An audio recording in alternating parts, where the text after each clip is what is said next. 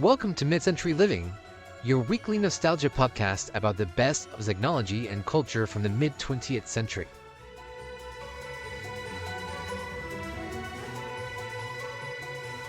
Welcome back to Midcentury Living, the show where we talk all about the best of the mid-20th century and how to add vintage vibes to your modern life.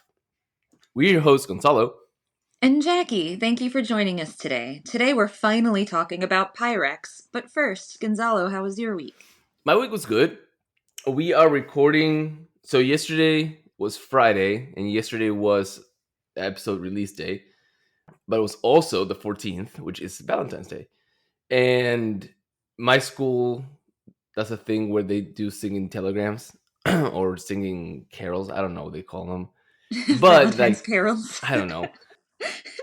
You can basically, as a student, purchase a singing Valentine. So the choir will go and sing to your beloved somewhere else in the building. And all day long, I was like, come by room, come on a room, come on a room. And no one came.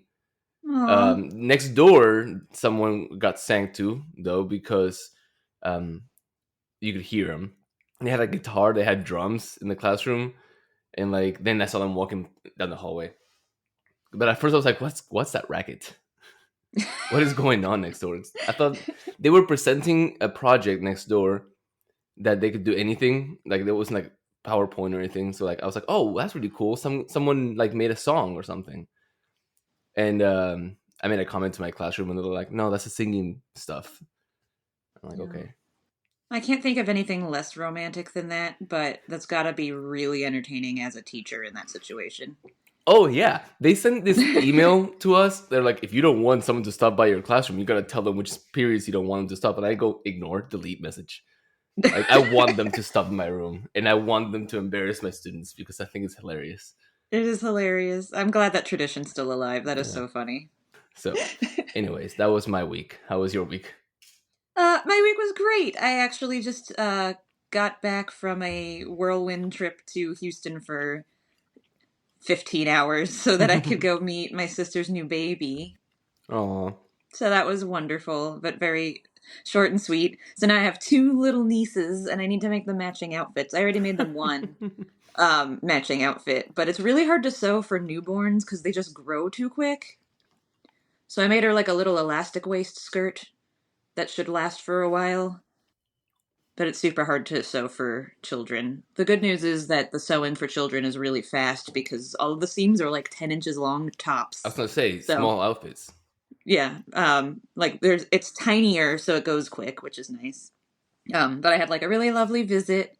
Besides looking at the baby and like holding the baby, there was also food to eat. My mom really went all out, just like Italianing up the place. So we had like pizza for lunch and then this like special pasta that she used to make when I was a kid. She let me pick anything I wanted for dinner. So I picked off a deal with Broccoli Rob, which is a very interesting. So like, I'm actually thinking now, so my parents make pasta from scratch. Mm-hmm. And I know that requires gadgets mainly to get the pasta really that thin.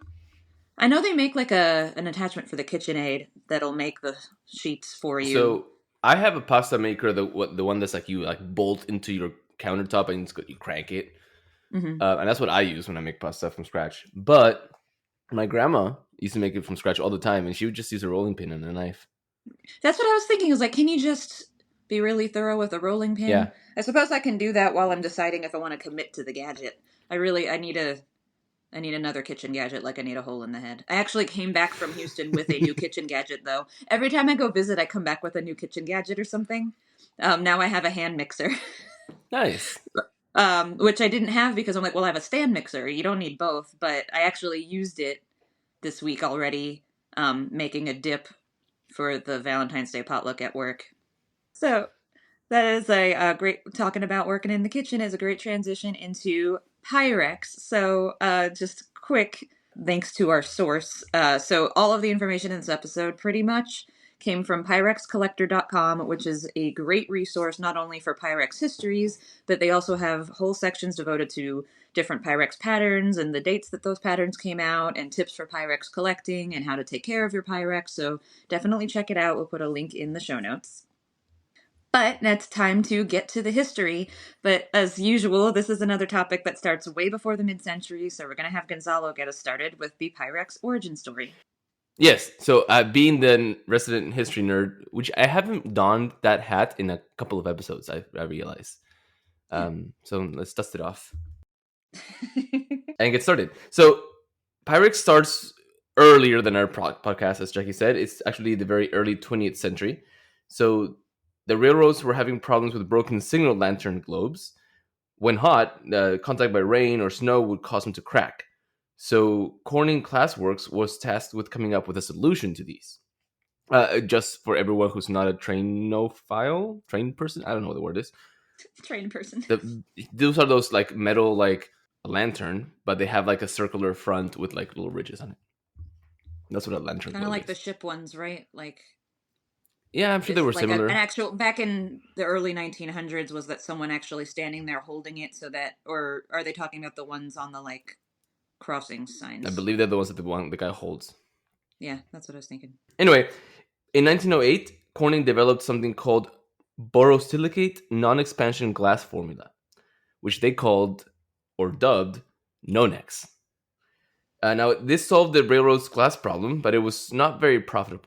The glass was so good that very few railroad globes needed replacing after that, which I find hilarious. And that's like, yay, good job. You did such a good job that we no longer need you. Yep. Whoops. Yep. So Nonex also worked really great for battery jars, which is a glass container used to hold the conductive solution, usually acid or copper sulfate, in various types of batteries. One Corning researcher cut down one of these battery jars to bring home to his wife after her ceramic casserole cracked. In her experiments with it, she found that the foods cooked faster, at lower temperatures, and with the added benefit that she could see the food as it cooked. So Corning decided to develop a cookware line from a reworked version of the Nonex formula, and this is when Pyrex was born. So back in 1915. Pyrex was a big success right away, selling over 4 million pieces its first 4 years of production, and an additional 26 million over the next 8 years. Pyrex was not the first high-heat compatible glass ever made, but it became the most successful in terms of both the scientific ware and the kitchenware produced from it. As kitchenware, Pyrex was marketed as being the most versatile. It heated more evenly, absorbing and conducting heat rather than reflecting it like metal bakeware did. Bread rises better, and pie crusts crisp on both the top and the bottom. My favorite thing that this reminds me of is how, as anyone who watches the Great British Baking Show knows, that you're supposed to have no soggy bottoms on your pastry. and whenever I read pie crust crisps on both the top and the bottom, my first thought was Paul Hollywood saying no soggy bottoms. We go back to history, right? The Great Depression comes along, and Corning was forced to come up with a cheaper way to produce Pyrex once they entered the Great Depression in 1929.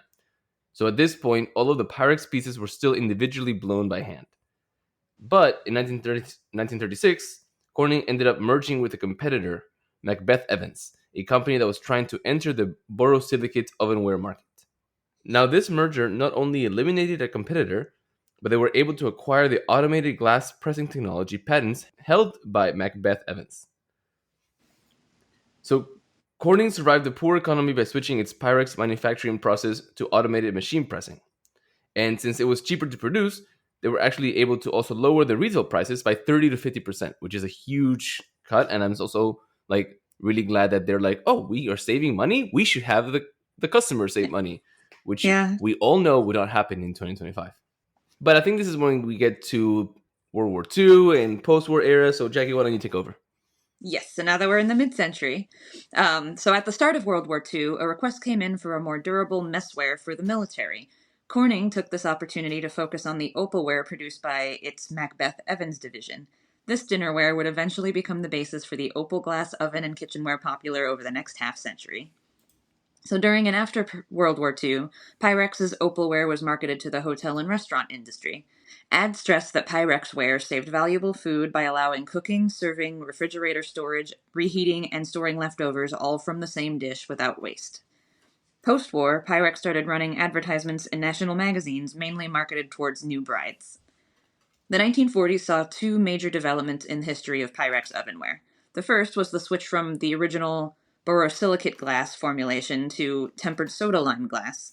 Even with the change from hand-blown to pressed glass production, borosilicate Pyrex was still really expensive. The tempered soda lime offered virtually the same benefits as borosilicate, but with the added advantage of increased impact resistance. Though I still don't recommend anyone just slam their Pyrex on the counter. No, probably not the best idea, especially if there's food in it, because they need to clean it up. The second development was the introduction of colorware. Opal glass was offered painted in bright colors, the first being the iconic multicolor nesting bowl set, which came to be known as the primary colors set. Colorware was introduced in the fall of 1945, and Pyrex would continue to release new styles and decorative patterns for the next 40 years. The 1950s through the 1970s saw the release of dozens of seasonal gift items with specialty patterns, and the advertising focus shifted to promote these new designs. New standard patterns and promotionals continue to be introduced up until about 1983. I think this is the part that you like about Pyrex. Yes, this is the good part. Well, I mean, I also love how versatile they are in the kitchen, all the things that they were marketing to the hotel room, but 50% of why I like it is it's pretty. So here's a little timeline of Pyrex through the mid-century. So 1945, we get colorware introduced with the primary 4-color piece nesting mixing bowl set. 1948, we get our first refrigerator storage set in primary colors. In 1949, hostess bowls and casseroles were introduced. This is the 1.5 quart square-ish bowl with handles on the side. Okay. In 1949, we get the 404 mixing bowl offered in red or yellow. This is the 4-quart biggest mixing bowl size.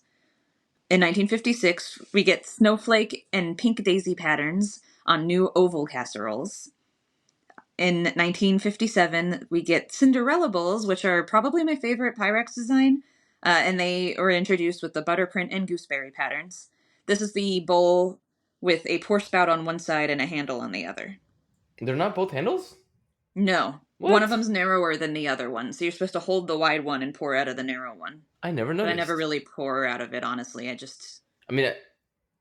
only ever seen pictures of these, or yours, but In 1961, we get the Cinderella casseroles, which is probably my second favorite Pyrex shape, in the 1.5 quart and 2.5 quart sizes are added. And then in 1963, we get oblong casseroles, and this was introduced with the golden honeysuckle pattern. So, Gonzalo, do you have any vintage Pyrex? No. Oh. I don't have much Pyrex, to be honest. I have the Measuring cup?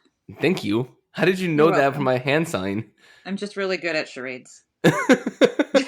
Everyone, all I did was hold up my hand and try to make the motion of you tipping over a glass. That's all I did, and she's like, "Is it this?" But anyway, yes, it is that. I have the Pyrex measuring cup, 2-cup version, and then I have some food storage for the fridge. But in Argentina, we call the measuring cup the Pyrex. That's okay. Well, I have a ton. Mainly, I started collecting it when boyfriend and I moved in together, and he came with a collection of Pyrex that he got from his mom, and then we just sort of been adding to it over time. And there was a time when I first started collecting Pyrex where I was just grabbing onesies of things that were cute, but now I've sort of tried to curate it to specific patterns, mainly to rein myself in, and also because the more you collect of the same pattern, the more impressive the display can be in your kitchen. So I think it looks better when it's all the same pattern or two patterns that kind of match each other. But that kind of gets us to the collecting Pyrex portion of our episode. I don't want to get too deep into covering Pyrex collecting. I have some people in mind for potential interviews who are far more qualified than I am to talk about that, but here's a quick overview. So, collecting Pyrex is obviously a very popular hobby among vintage enthusiasts.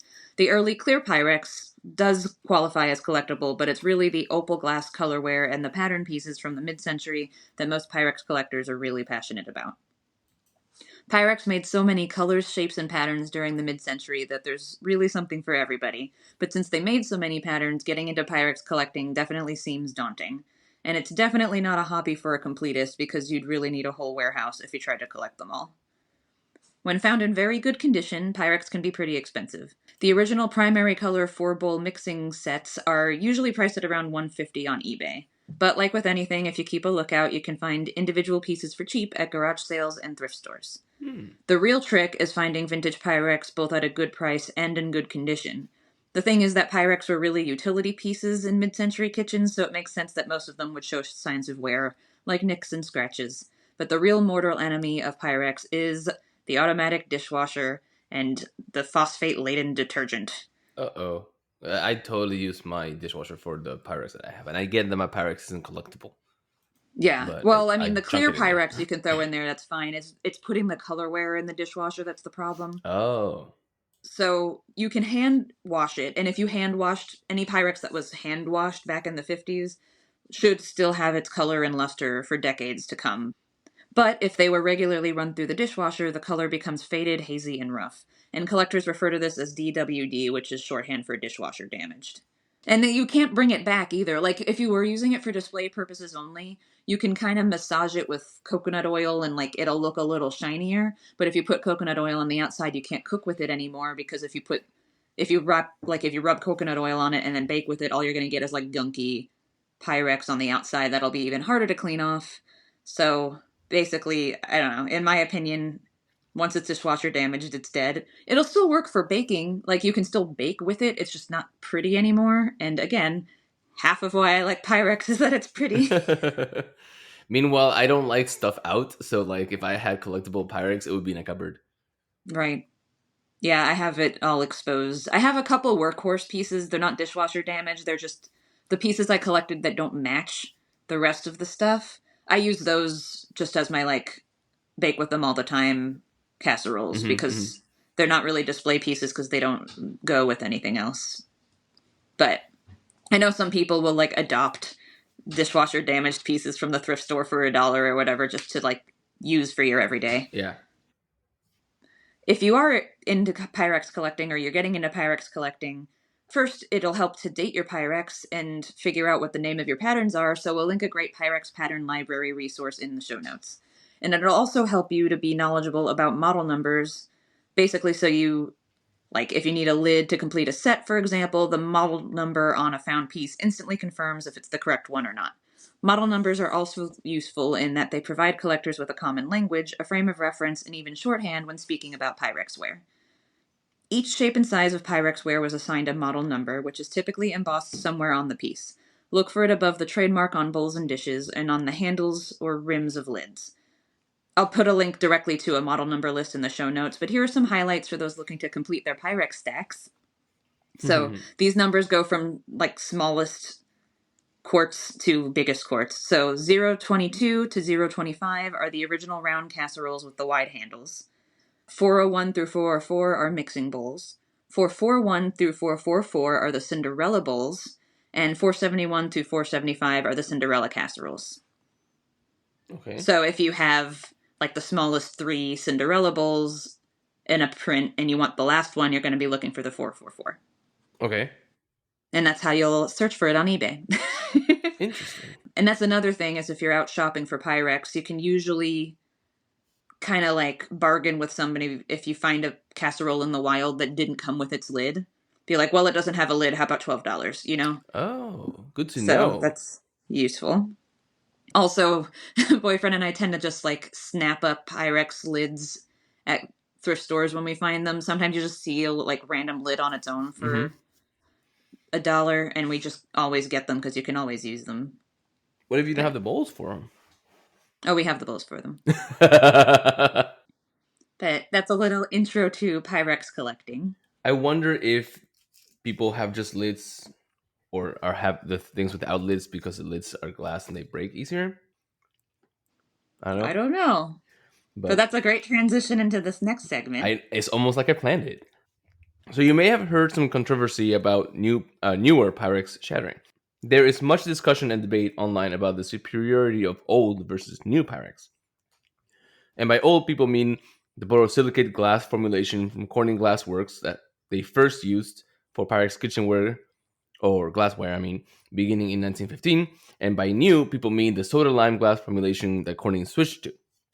So the common belief on the internet is that you can tell the difference between the old and the new by the lettering of the word Pyrex in the embossed logo being all caps, so for the old Corning one, or in all lowercase for the new World Kitchen ones. It's worth mentioning that Corning Consumer Products had used the lowercase Pyrex logo as early as 1994. Some even say that a bluish or greenish tint to the glass identifies a dish as being the new Pyrex. Most people, though, assume that Pyrex switched its formula once Corning licensed the brand to World Kitchen in 1998, but as we mentioned before, Pyrex started making some of its bakeware products out of soda lime glass back in the 1940s. Consumer Reports conducted an investigation into the issue of shattering cookware in 2010, which I feel is like a great use of money.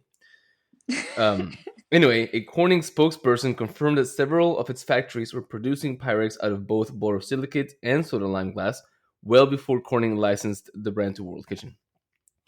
In other words, just buying pre-1998 Pyrex cookware does not guarantee that it's made of borosilicate glass, and shattering remains a risk. A little backstory as to why maybe Consumer Reports did not waste money doing this investigation is people were complaining, probably because the internet existed and people could complain about it in public a lot more, that Pyrex was just shattering without them doing anything to it. Like they were using it. Everyone says that they're just using it normally and it'll just explode in the oven or explode in the microwave into a million tiny little pieces with their food in it. And you have to throw the whole thing out. I've never had Pyrex break on me, but I don't want to manifest this. Right. Well, like that's the thing is I know this also. I've never had any Pyrex shatter. I'm also kind of really nice to my Pyrex. The Pyrex I'm not really nice to is my like new silicone lid. That's the ones I have. Yeah, like the Anchor Hawking ones that you just get for really I'm sorry, cheap. the Anchor what? Anchor Hawking. Anchor Hawking? Yeah, that's a brand. So yeah, the cheap 3-packs of glass bakeware with the silicone lids you can get. I use those for meal prep because I can bring them back and forth to work and not worry about them breaking. But I did get nervous. I chipped the corner of one once, and because I know all of this, I didn't want to, like, I was worried that that chip would sacrifice the integrity of the glass, and because I'm going specifically from the fridge to the microwave with the stuff, I just had to throw it out, and it was really cute. That's the thing is I could collect a lot of the vintage Pyrex and display that, but also my workhorse Pyrex, like my meal prep bowls, tend to be the, like, Pattern ones. yeah, like, I've because seen they those. come out with a new Halloween one every year at Target, and I'm a sucker for that. So that's what I mainly use is the, like, Halloween printed, like, 3-cup bowls. But anyway, I've heard this, and I do not trust. I don't, like, go about my life assuming it's going to shatter at any moment, but I have heard enough horror stories and seen the photos of. Anyway, so I don't know. people were actually thinking. The thing is, the scandal in when Consumer Reports was looking into it is because people were saying they weren't adequately warned that shattering was an option. So are you telling me that people were crazy back then too? Yeah. People are always crazy. But the thing is, so their excuse was that they weren't adequately warned that shattering was a risk. But the Pyrex use and care instructions have always, both before and after the acquisition of the brand by World Kitchen, included these caveats. So here is the instructions that came with the Corning Glassworks Pyrex in 1953. Use it in the oven, not on top of the stove or next to flame. Duh. When the dish is hot, handle with a dry cloth. Again, Avoid pouring water into a hot dish, and avoid placing the hot dish on a wet tabletop, sink, or in water. So whether or not you believe that Pyrex was still borosilicate in 1953, the instructions are exactly the same as those in 2011. So this is what the more modern version of the use instructions that comes with modern Pyrex is. Always place hot bakeware on a dry cloth pot holder or towel. Never place hot bakeware on top of the stove, on a metal trivet, on a damp towel, in the sink, or directly on a counter. Never put bakeware directly on a heat source, such as a stovetop, on a grill, under a broiler, or in a toaster oven. Always allow the oven to fully preheat before placing the bakeware in the oven. Always cover the bottom of the dish with liquid before cooking meat or vegetables. So it's maybe a little bit more detailed because we kind of need to be handheld a little bit, but basically the etiquette of it is the same. Like, don't go straight from cold to hot. That's the thing is, like, without some sort of safety in place. I'm sorry. I think that's just all like common sense glassware use stuff. Like, duh, don't put it on the stove top and then turn your gas and light on. Although that does remind me of the one time that Amir did that in high school, and it shattered the glass, of course. Right. But Yeah, that's the thing. It's like, it's not indestructible, it's still glass. And while it can go from cold to hot without cracking, like you can go, for the most part, from the fridge to the microwave, or from the fridge to the oven. And the reason why they want you to fully preheat the oven is because it usually goes really, really hot and then back down yeah, while it's preheating. So you want to wait till it's at a consistent temperature before placing the bakeware in there. But, I mean, it is glass. yeah, But anyway, no one's exactly sure how many breakage incidents are occurring and under what circumstances, but according to Corel Brands, the incidents are rare and are always due to misuse. According to many consumers, though, the risks are poorly communicated and the explosions can be unpredictable and dangerous. That's the thing. It's like I'm still careful with everything. I do trust, even though now I'm like doing the research for this episode, I'm realizing it's a little sillier. I trust the old opalware a lot more than the new cheaper ones. And that's the thing is though, the people who say that their Pyrex shattered in the oven tend to be the new ones. But for the sake of being neutral, I mean, it is a good point that the original design, all the way back to the beginning of this episode, was glass they made specifically for hot yeah. lantern globes being hit with snow. True. So it should be able to go from hot to cold. Yeah. That was the most extreme case, but they did rework it from that formulation to the one they started marketing as bakeware. Mm-hmm. And they've always told you to be careful. So, I don't know. Jury's out, I guess. But just be careful with your glass bakeware. Yes. I'm not gonna lie. The bowls that I have are super old. Like I think when I first got my first apartment, probably my mom gave me like a box of like a box set of like the 2 large bowls, 2 medium bowls, so 2 4-quart to 2 quarts, and then like 2 of the small ones, and then 2 of the little tiny ones that you can fit like nothing in. But anyway, for the longest time, they were my only bowls. And I mean, like, not just like cooking bowls and serving bowls, but like bowls. Yeah, like cereal bowls. Cereal Just eating bowls, soup bowls, mixing bowls. They've done it all. Now I'm an adult-tier adult, so I have actual bowls. But Yeah, I understand. And I love that everyone has that. Another reason why I was so good at the charades earlier is because everyone has Pyrex measuring cups, or that, like, the liquid measuring yeah, the one that's got the red on it. Yeah, everyone has that. My mom has a blue Everyone one. has that one. I also have a Tupperware one, but that glass one is the one that I feel safe putting in the microwave. But anyway, now that we're caught up to the present, I'd say it's time for our etiquette segment. So Gonzalo, what do we have today? Cool. So today's etiquette is not really etiquette, but it is etiquette, but it isn't. Okay. It's actually lessons on food storage from around World War II. So basically, instead of do's and don'ts, it's more like guidelines and lessons about how to store food. But I thought, since we're talking about Pyrex, and a lot of the Pyrexes use food storage, it kind of made sense. So the following lessons come from an article in the website or the blog, The Survival Mom, which is an online blog on basic skills and knowledge about creating sustainable home. And they are all lessons that the author of the article learned from her grandmother. Interesting. So here are the 5 food storage lessons. First things first, you can never have too much. Now, this doesn't mean go out and hoard stuff, all you people who hoarded toilet paper. It means you can never have too much of the right stuff or the foods, right? You can stock up on foods that will last a very long time and can be used in various ways. This also why learning to cook from scratch is a critical skill, because you can purchase things like 100-pound sacks of flour and the same of sugar and such, and that's a great thing to have that lasts a while. But if you don't know how to make bread, for example, then you're going to be, SOL. Second thing is to begin to prepare your food supply on the offset of an emergency, not when laws are enacted to ration goods. So this means that building your storage supply really means learning how to properly store the food, not necessarily just storing the food. Learn about the foods that must be repackaged for long-term storage. So, for example, things like water, you don't want to store that in the plastic gallons that they come in. You want it in glass. Mm-hmm. In Pyrex, maybe. But here are the 6 enemies of food storage. So heat. So you want to make sure that you keep your food stored between 40 and 72 degrees. Humidity will wreck your food, so keep things dry. Oxygen can be a pain because it can change the appearance, flavor, and texture of food. When fats oxidize, for example, they become rancid.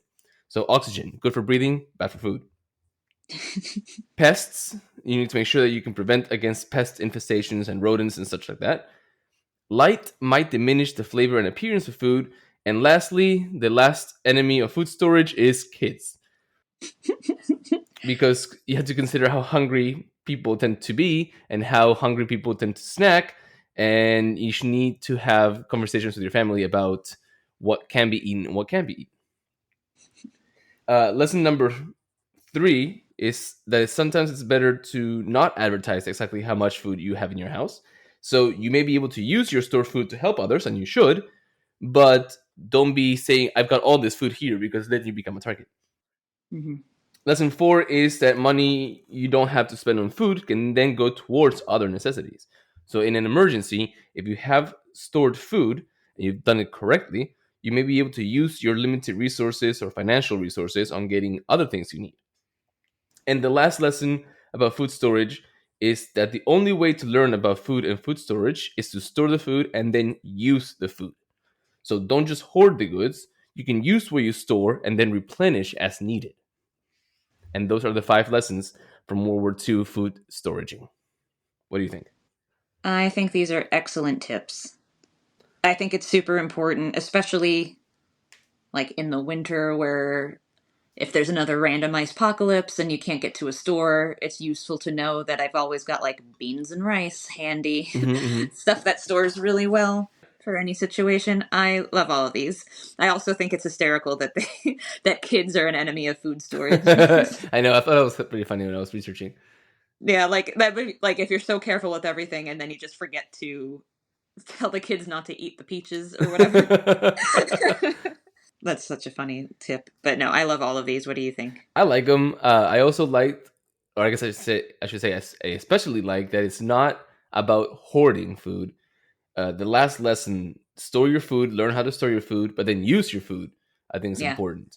That's the thing is, yeah, it's not going to be good forever, even if you stick to all of those rules, like keeping it from heat and humidity and oxygen and everything. You still have a limited, like, the clock starts ticking as soon as you buy it. Yeah, so definitely. You should be eating it too, but then just replenishing it as you go. Yeah. So you always do have like a summer, every summer, like, okay, it's time to use the rice that I stored this year and use it. And then, okay, it's time to buy the new rice for the next year.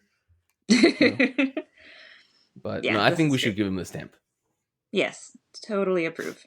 Cool. Approved stamp. And here is the sound clip that we still haven't gotten. But guys, it looks like with that, we have landed the plane. So thank you all for listening today. If you've enjoyed today's episode, please subscribe to the show and tell a friend. You can also follow us on YouTube and Instagram at MCL Podcast. Instagram is the best place to send us feedback and episode suggestions, so send us a DM anytime. You can also contact us through the send us a text message feature in the show notes. Yeah, so send us some mail. Thanks for listening, guys, and we'll talk to you again next week. Bye!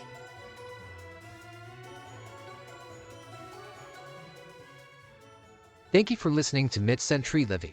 Please subscribe, tell your friends, and leave a review. We are available on Apple Podcasts, Spotify, or wherever you listen to podcasts. You can also follow us on Instagram at MCL Podcast. See you next Friday.